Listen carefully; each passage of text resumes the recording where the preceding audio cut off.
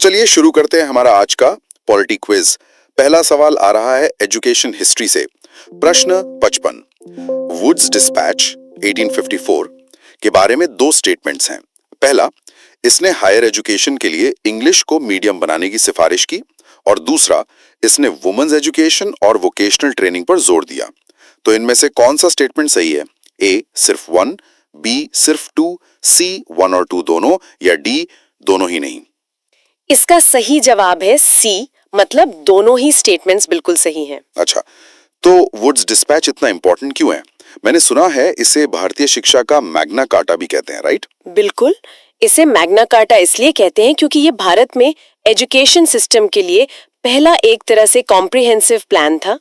पहला स्टेटमेंट तो सही है ही, क्योंकि इसने कहा कि यूनिवर्सिटी लेवल पर, मतलब हायर एजुकेशन में, पढ़ाई का मीडियम इंग्लिश होना चाहिए। लेकिन और ये बहुत इंटरेस्टिंग है, इसमें साथ ही ये भी कहा कि स्कूल लेवल पर लोकल लैंग्वेजेस यानी वर्नैक्युलर लैंग्वेजेस को प्रमोट करना चाहिए। तो ये एक बैलेंस्ड अप्रोच थी। और वुमेन्स एजुकेशन वाली बात 1854 के हिसाब से तो ये काफी प्रोग्रेसिव सोच लगती है। हाँ, बहुत प्रोग्रेसिव थे। इस डिस्पैच ने पहली बार ऑफिशियली ये माना कि लड़कियों की पढ़ाई और वोकेशनल ट्रेनिंग को सपोर्ट करना सरकार की जिम्मेदारी है। अच्छा, इससे पहले ये सब ज्यादातर इंडिविजुअल एफर्ट्स पर ही चल रहा था। जमीन पर बदलाव आने में तो खैर दशकों लगे, लेकिन एक ऑफिशियल पॉलिसी डॉक्यूमेंट में इसका आना ही अपने आप में बहुत बड़ी बात थी। इसीलिए दोनों स्टेटमेंट सही हैं। Got it. तो ये तो हुई ब्रिटिश एरा में रखी गई शिक्षा की नींव। अब थोड़ा फास्ट फॉरवर्ड करते हैं आजादी के बाद, जब हम अपना संविधान बना रहे थे। इसी से जुड़ा हमारा अगला सवाल। प्रश्न 56। भारतीय संविधान में राज्य के नीति निर्देशक तत्व, मतलब directive principles of state policy या डीपीएसपी, ये कॉन्सेप्ट किस देश के संविधान से लिया गया है?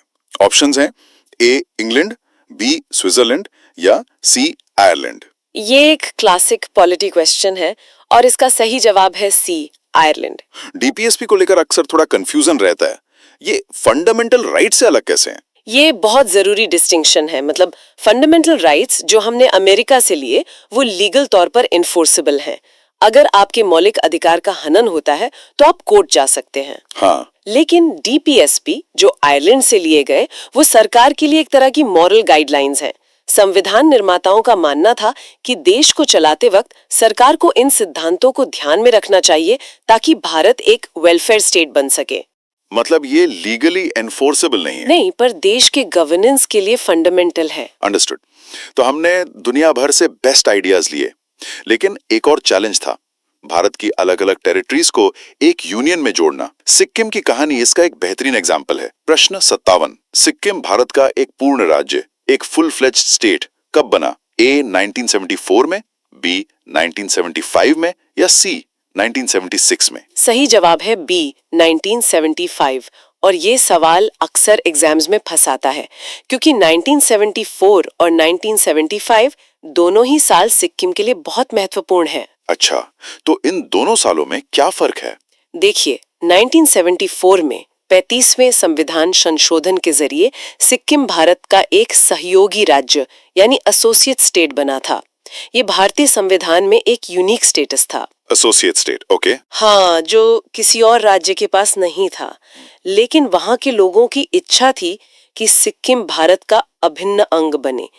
इसलिए अगले ही साल 1975 में 36 संविधान संशोधन किया गया और सिक्किम को भारत का 22वां पूर्ण राज्य बना दिया गया। तो एसोसिएट से फुल स्टेट बनने में 1 साल लगा? जी, और एक और कॉन्स्टिट्यूशनल अमेंडमेंट लगा। ये डिटेल याद रखना जरूरी है। खैर, अब देखते हैं कि जब संविधान के अंदर ही बड़े बदलाव करने हो तब क्या होता है। और शायद भारतीय इतिहास का सबसे बड़ा बदलाव था 42वां संशोधन। प्रश्न 58। ये सवाल 42nd अमेंडमेंट के बारे में है, जिसे मिनी संविधान भी कहते हैं। 4 स्टेटमेंट्स हैं और हमें बताना है कि इनमें से गलत कौन सा है। 1, इसने प्रियम्बल में सोशलिस्ट, सेक्युलर और इंटेग्रिटी शब्द जोड़े। 2, इसने संविधान में 8 मौलिक कर्तव्य यानी फंडामेंटल ड्यूटीज जोड़े। 3, इसने कुछ नए डीपीएसपीज जोड़े, आर्टिकल 39A, 43A और 48A। 4, इसने प्रेसिडेंट को इलेक्शन कमीशन से कंसल्ट करके स्टेट लेजिस्लेटर के मेंबर्स को डिस्क्वालीफाई करने की पावर दी। एक शानदार सवाल है क्योंकि ये रट्टा मारने वालों को पकड़ लेता है। इसमें सिर्फ स्टेटमेंट 4 गलत है। Okay, let's unpack this. पहले 3 स्टेटमेंट सही क्यों हैं? इसका कॉन्टेक्स्ट समझना बहुत जरूरी है। 42nd संशोधन 1976 में आया था इमरजेंसी के दौरान। स्टेटमेंट 1 प्रियम्बल में 3 शब्द जोड़ना, ये बिल्कुल सही है। स्टेटमेंट 2 फंडामेंटल ड्यूटीज को लेकर है। स्वर्ण सिंह समिति की सिफारिश पर इन्हें जोड़ा गया था। अब सोर्स में 8 लिखा है पर असल में 10 ड्यूटीज जोड़ी गई थी, पर कॉन्सेप्ट सही है कि इसी अमेंडमेंट से ये आए। Right. और स्टेटमेंट 3 भी सही है। 39A, 43A, 48A जैसे जरूरी DSPS इसी संशोधन से आए। इन सब बदलावों की वजह से ही इसे मिनी संविधान कहा जाने लगा। तो फिर स्टेटमेंट 4 गलत क्यों है? प्रेसिडेंट को ये पावर नहीं दी गई थी क्या? नहीं, यहीं पर ट्रिक है। राज्य विधानमंडल के सदस्यों मतलब MLAs या MLCs, उनकी डिस्क्वालिफिकेशन पर फैसला लेने की शक्ति राज्यपाल गवर्नर के पास होती है, राष्ट्रपति के पास नहीं। और ये प्रावधान आर्टिकल 192 संविधान में पहले से ही था। अच्छा, तो 42nd संशोधन ने इसमें कोई नई शक्ति नहीं दी? बिल्कुल नहीं, इसलिए स्टेटमेंट 4 पूरी तरह से गलत है। Wow, that's a subtle but very important detail. चलिए, इसी से जुड़ा है हमारा अगला टॉपिक, समाज के कुछ वर्गों के लिए विशेष प्रावधान। प्रश्न 59, किसी कम्युनिटी को शेड्यूल्ड ट्राइब ST घोषित करने के लिए क्या क्राइटेरिया है? 4 ऑप्शंस हैं। 1 आदिम लक्षणों के संकेत, 2 विशिष्ट संस्कृति, 3 बाहरी समाज से संपर्क में झिझक, 4 पिछड़ापन और भौगोलिक अलगाव। सही कॉम्बिनेशन क्या है? इसका सही उत्तर है डी, उपरोक्त सभी, मतलब ये सभी मापदंड पूरे होने जरूरी हैं। और ये मापदंड आए कहां से? क्या ये संविधान में लिखे हैं? नहीं, ये संविधान में नहीं लिखे हैं। इसके लिए 1965 में एक लोकुर समिति, लोकुर कमेटी बनाई गई थी। लोकुर समिति, ओके। जी, इस कमेटी ने ये 5 मुख्य मापदंड तय किए थे ताकि ये प्रक्रिया मनमानी ना हो। जब भी किसी समुदाय को ST लिस्ट में शामिल करने की बात होती है तो इन्हीं क्राइटेरिया पर उन्हें परखा जाता है। अंडरस्टूड। तो ये तो हुई स्पेशल प्रोविजंस की बात, पर वो कौन से अधिकार हैं जो हर भारतीय नागरिक को मिलते हैं? Let's go back to the building blocks. प्रश्न 60, भारतीय संविधान ने फंडामेंटल राइट्स का कॉन्सेप्ट किस देश से लिया है? A आयरलैंड, B संयुक्त राज्य अमेरिका, C यूनाइटेड किंगडम या D कनाडा? इसका सही जवाब है B संयुक्त राज्य अमेरिका।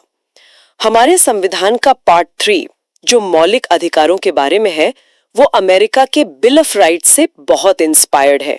और बाकी ऑप्शंस वो भी हमने पहले डिस्कस किए थे। हाँ, जैसे हमने बात की आयरलैंड से DPSP लिए, UK से पार्लियामेंट्री सिस्टम का ढांचा लिया और कनाडा से एक स्ट्रॉन्ग सेंटर वाली फेडरल व्यवस्था का आइडिया लिया। राइट। और इन्हीं फंडामेंटल राइट्स में से एक अधिकार है जो भारत के एक बहुत पुरानी सामाजिक बुराई पर चोट करता है। प्रश्न 61, भारतीय संविधान के किस अनुच्छेद द्वारा अस्पृश्यता यानी अनटचेबिलिटी को खत्म किया गया है? A article 14, B article 15, C article 17 या D आर्टिकल 22? ये हमारे संविधान के सबसे महत्वपूर्ण अनुच्छेदों में से एक है। सही जवाब है C अनुच्छेद 17। आर्टिकल 17 इतना स्पेशल क्यों है? ये इसलिए स्पेशल है क्योंकि ये उन कुछ फंडामेंटल राइट्स में से है जो एब्सोल्यूट हैं। एब्सोल्यूट मतलब इसका कोई एक्सेप्शन नहीं है, कोई रीजनेबल रिस्ट्रिक्शन नहीं है। ये सीधे सीधे कहता है untouchability is abolished and it's practice in any form is forbidden. और ये सिर्फ सरकार के खिलाफ नहीं बल्कि प्राइवेट सिटीजन्स के खिलाफ भी लागू होता है। अच्छा। और बाकी आर्टिकल्स? आर्टिकल 14 कानून के सामने बराबरी की बात करता है। आर्टिकल 15 भेदभाव को रोकता है और आर्टिकल 22 गिरफ्तारी के खिलाफ कुछ सुरक्षा देता है। C प्रधानमंत्री या D संसद? ये अधिकार A राष्ट्रपति के पास है। संविधान का अनुच्छेद 216 कहता है कि हर हाई कोर्ट में एक चीफ जस्टिस और उतने अन्य जजेस होंगे जितने प्रेसिडेंट समय समय पर जरूरी समझें। तो ये संख्या फिक्स नहीं है? नहीं, ये फिक्स नहीं है। इसे वर्कलोड के हिसाब से राष्ट्रपति द्वारा तय किया जाता है। इसमें मुख्यमंत्री या संसद की कोई सीधी भूमिका नहीं होती। ओके। जुडिशरी के अलावा संविधान में कुछ क्षेत्रों के प्रशासन के लिए भी स्पेशल मैकेनिज्म्स हैं। प्रश्न 63, संविधान की 5वीं अनुसूची यानी 5th शेड्यूल किस खास वर्ग के शासन और संरक्षण से जुड़ी है? A अनुसूचित जाति, B धार्मिक अल्पसंख्यक, C अनुसूचित जनजाति या D भाषाई अल्पसंख्यक? इसका सही जवाब है C अनुसूचित जनजाति। 5वीं और 6ठी अनुसूची दोनों ही ट्राइबल एरियाज के एडमिनिस्ट्रेशन से जुड़ी हैं। इनमें कोई फर्क है? हाँ, एक छोटा सा फर्क है। 6ठी अनुसूची सिर्फ 4 राज्यों असम, मेघालय, त्रिपुरा और मिजोरम के लिए है। बाकी राज्यों में जो भी शेड्यूल्ड एरियाज और शेड्यूल्ड ट्राइब्स हैं, उनका प्रशासन 5वीं अनुसूची के हिसाब से होता है। अंडरस्टूड। तो संविधान नियम बनाता है, स्ट्रक्चर तय करता है, लेकिन इन सब का मतलब क्या है? इसकी फाइनल इंटरप्रिटेशन कौन करेगा? और सबसे बड़ा सवाल, क्या संसद संविधान को इतना बदल सकती है कि उसका ओरिजिनल कैरेक्टर ही खत्म हो जाए? और यहीं से आता है भारतीय कानून का सबसे बड़ा लैंडमार्क केस। प्रश्न 64। भारत के सुप्रीम कोर्ट ने संविधान की मूल संरचना यानी बेसिक स्ट्रक्चर का सिद्धांत पहली बार किस मामले में दिया था? ये वो केस है जिसने भारतीय लोकतंत्र की दिशा ही बदल दी। सही जवाब है बी, केशवानंद भारती बनाम केरल राज्य मामला 1973। इस फैसले के पीछे की कहानी क्या थी? ये सिर्फ एक एकेडमिक डिबेट तो नहीं थी? सरकार और न्यायपालिका के बीच भारी टकराव चल रहा था। सरकार का मानना था कि संसद के पास संविधान के किसी भी हिस्से को बदलने की असीमित शक्ति है। केशवानंद भारती केस में 13 जजों की अब तक की सबसे बड़ी बेंच बैठी और 7-6 के मामूली बहुमत से एक ऐतिहासिक फैसला आया। सुप्रीम कोर्ट ने एक लक्ष्मण रेखा खींच दी और कहा, हाँ, संसद संविधान में अमेंडमेंट कर सकती है, पर आप इसके मूल सिद्धांतों, इसकी आत्मा को नष्ट नहीं कर सकते। और इसी को बेसिक स्ट्रक्चर डॉक्ट्रिन कहा गया? जी। पर ये बेसिक स्ट्रक्चर है क्या? क्या कोर्ट ने इसकी कोई लिस्ट दी? नहीं, और यही इसकी खूबसूरती है। कोर्ट ने कोई फिक्स्ड लिस्ट नहीं दी। उन्होंने कहा कि समय समय पर केस बाय केस बेसिस पर कोर्ट तय करेगा कि क्या बेसिक स्ट्रक्चर का हिस्सा है, जैसे लोकतंत्र, सेक्युलरिज्म, रूल ऑफ लॉ, ये सब इसके हिस्से माने गए हैं। इनक्रेडिबल। ये टेंशन तो आज भी गवर्नमेंट और जुडिशरी के बीच दिखती है।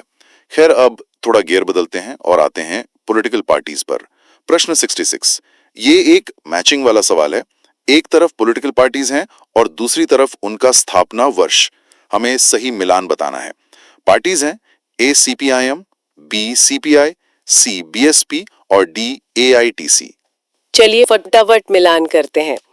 ACPIM 1964 में बनी, जब ये CPI से अलग हुई। ओके। BCPI यानी भारतीय कम्युनिस्ट पार्टी बहुत पुरानी है, ये 1925 में बनी थी। Right. CBSP Bahujan Samaj party की स्थापना कांशीराम जी ने 1984 में की थी और AITC यानी तृणमूल कांग्रेस की स्थापना ममता बनर्जी ने 1998 में की थी। तो इस हिसाब से सही कोड है A1, B3, C4, D2। जी, जो कि ऑप्शन ए है। परफेक्ट।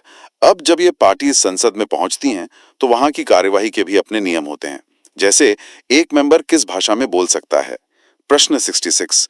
किस अनुच्छेद के तहत सदन का अध्यक्ष किसी सदस्य को उसकी मातृभाषा में बोलने की इजाजत दे सकता है? ये अधिकार मिलता है अनुच्छेद 120(1)। अच्छा, ये आर्टिकल क्या कहता है? ये आर्टिकल कहता है कि संसद में कामकाज हिंदी या इंग्लिश में होगा, लेकिन अगर कोई सदस्य इन दोनों भाषाओं में खुद को ठीक से एक्सप्रेस नहीं कर सकता, तो लोकसभा में स्पीकर और राज्यसभा में चेयरमैन उसे अपनी मातृभाषा में बोलने की अनुमति दे सकते हैं। ये हमारी भाषाई विविधता का सम्मान है। बिल्कुल। Make sense. अब आते हैं हमारे आखिरी सवाल पर, और ये एक ऐसे टॉपिक पर है जो जुडिशरी और गवर्नमेंट के बीच टकराव का एक और बड़ा कारण है, जजों की नियुक्ति। प्रश्न 67।